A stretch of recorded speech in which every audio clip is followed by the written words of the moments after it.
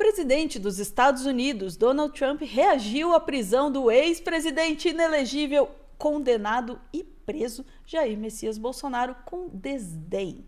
Mas o vice-secretário de Estado, Christopher Landau, partiu para cima do STF, o que ainda deu esperanças a bolsonaristas de uma intervenção dos Yankees no país. Será? Não acabou essa bagaça? Vamos falar com a nossa Sofia Labanca agora no Plantão do Meteoro. Pô.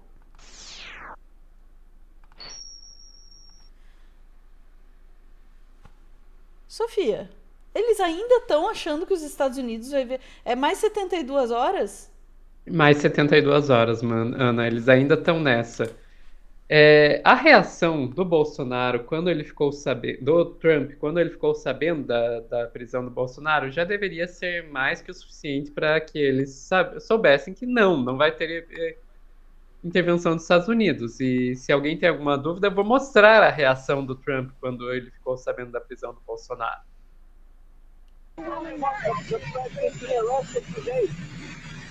What?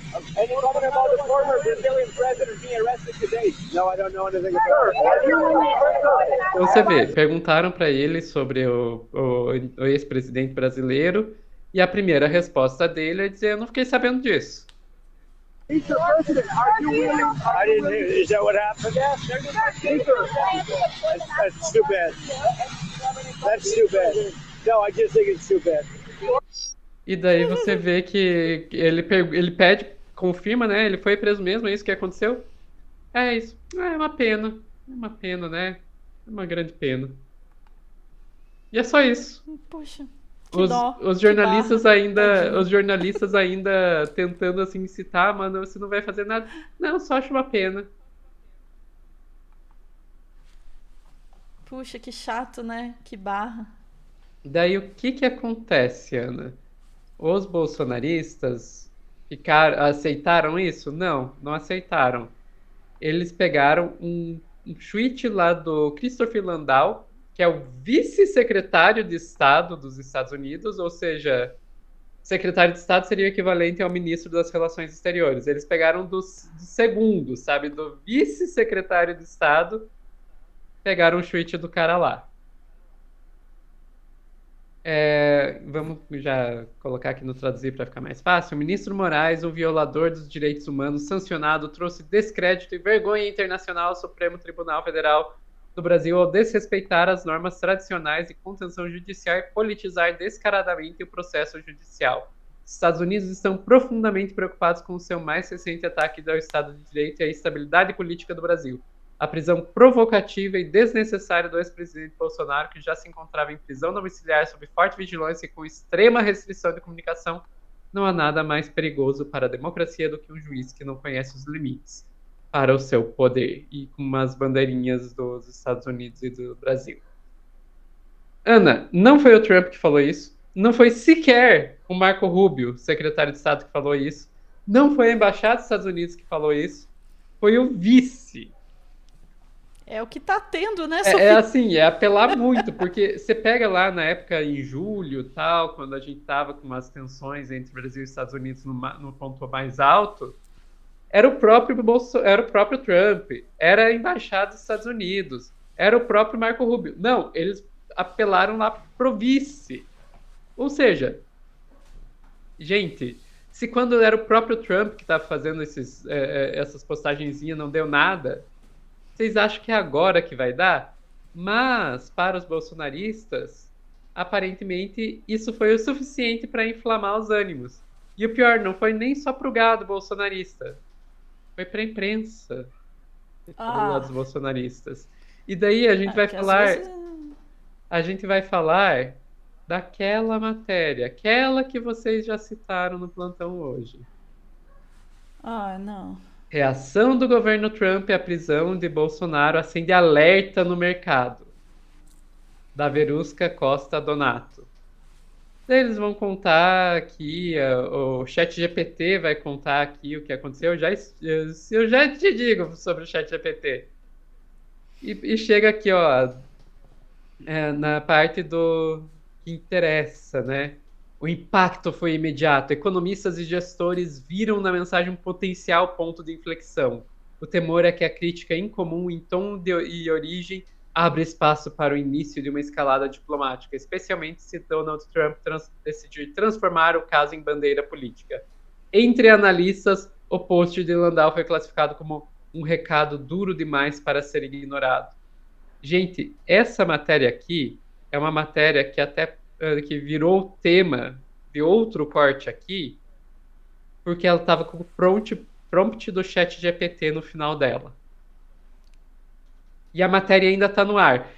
A parte que me pega é os analistas. Entre analistas, o post de Landau foi classificado como um recado duro demais para ser ignorado. Quais analistas o ChatGPT consultou para escrever isso?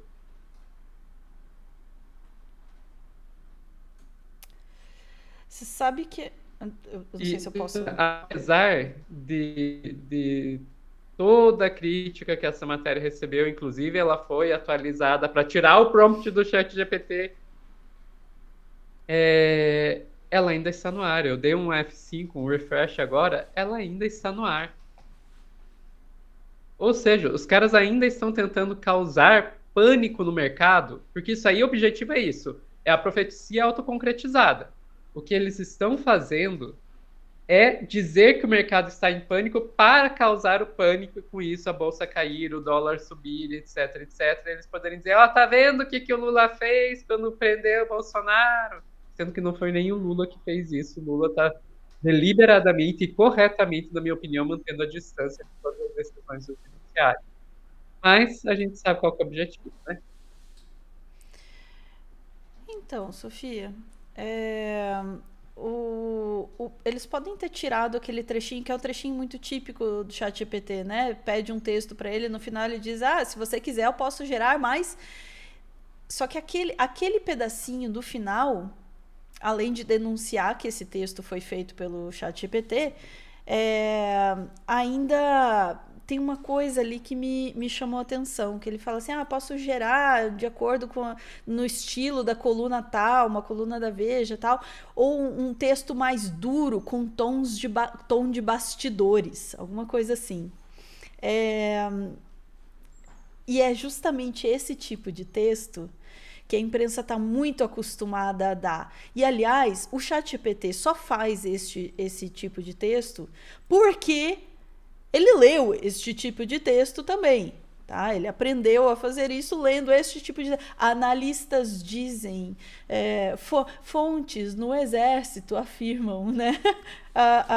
O Exército está insatisfeito, o mercado está incomodado. Isso é um tropo, é uma recorrência no jornalismo que a gente vem ignorando há muito tempo. Né? Esse tipo, é claro, volta e meia a gente aponta, né? O clássico, fontes no Exército, se fala muito, né? Fontes no Exército dizem, fontes no STF dizem, fontes não sei onde dizem, mas sem dizer exatamente, né? O que é, e essa coisa meio assim, e sempre essa coisa, e não é nem fontes, né? É o mercado diz, o Exército diz, né? Essa coisa meio difusa, assim, vem sendo usada há muito tempo pelo jornalismo como forma de manipulação da realidade. Né? E é uma coisa que a gente precisa enfrentar de frente. A forma como o jornalismo manipula também a realidade. Por quê? Porque o jornalismo também é uma atividade econômica e tem interesses econômicos e interesses políticos. E aí a gente precisa levar isso muito a sério, porque além de tudo, se já não fosse ruim o suficiente, isso agora está sendo feito com inteligência artificial. E aí a gente tem que pensar uma coisa, Ana, que se fala muito, as inteligências artificiais espalharem desinformação, pipipi, popopó, e o jornalismo que seria a salvação. Gente, o jornalismo é quem está usando inteligência artificial para fazer desinformação. Exatamente. A inteligência artificial, nesse caso, não veja, eu vou falar uma coisa que pode ser polêmica, ela não é a culpada pela desinformação. É o jornalismo.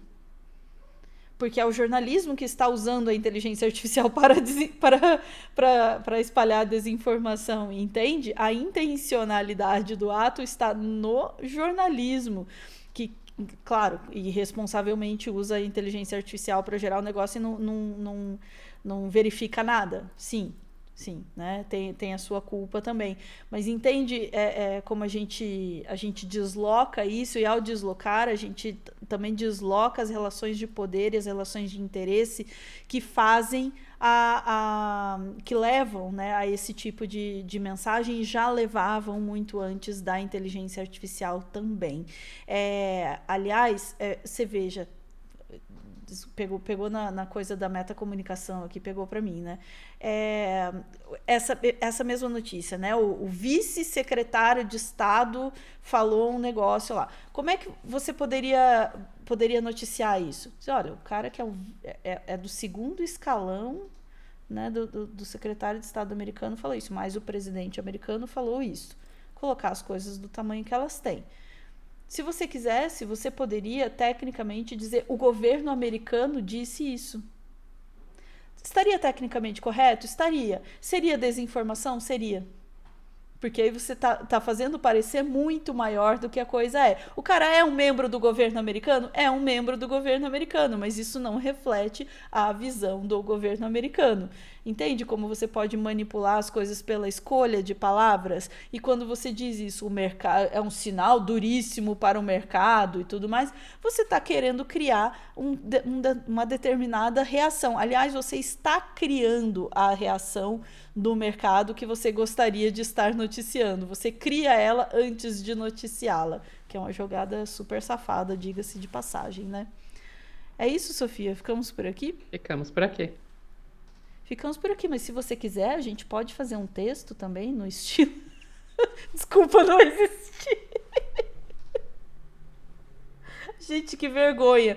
Que vergonha, sério. A Veja devia ficar uma semana sem publicar nada depois de um negócio desse. Que é uma vergonha fenomenal. Ficamos por aqui, torcendo de novo para que quem usa o ChatGPT para escrever a matéria passe mais vergonha na vida, viu? Tem que passar mesmo. Vamos lá. A gente volta em instantes para mais notícias do dia. Beijos.